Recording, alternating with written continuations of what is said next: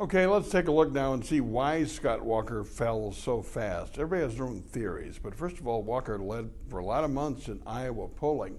And then the first nationally televised debate hit. 24 million people watched. Donald Trump is the reason they watched. But Scott Walker didn't really come through in that debate. He kind of mailed it in. He was very tentative. His answers were very scripted, and people were saying he was dull and bland. You don't want to be dull and bland when you're on national TV when you're an insurgent candidate. At one point, he keeps talking about the 100,000 protesters, and in that debate, Chris Christie of New Jersey bragged about how he faced down Democratic unions in New Jersey. I mean, Walker at that point should have said, "Excuse me, Governor, you don't know what that means."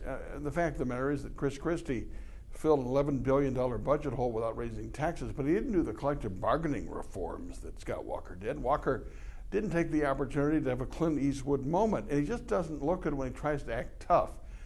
He's very polite and he's very soft-spoken, and when he talks about the wall on the Canadian border, that's Jon Stewart material stuff.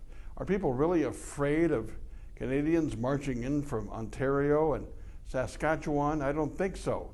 His three different answers on the birthright citizenship question was disturbing for him, and also his reluctance to answer a direct question on Meet the Press on religious freedom. Chuck Todd said, well, would you serve people? I mean, could restaurants deny people or because they're gay, or fire somebody because they're gay? He didn't answer. He just said, well, there has to be that balance. We have to have freedom of religion, not freedom from religion. Well, his own state became protective of gay rights back in the early 80s under Republican Governor Lee Sherman Dreyfus, who said they can't be discriminated against because of employment or housing.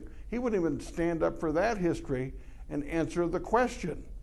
No, he didn't do that. He doesn't always finish whole words either. He said, well, you got to have balance. He didn't say balance, he used balance and went on. No, I don't think he's done well in the last few weeks. Can you put the genie back in the bottle? Tied for third in Iowa, 10 points behind Ben Carson, 15 points behind Donald Trump.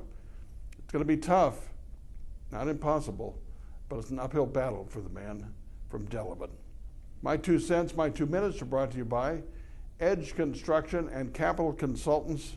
Bill McCoshen is the lobbyist downtown who gets things done. We can argue about this in the morning on the radio at 8 o'clock on 92.1 FM The Mic. Talk to you then.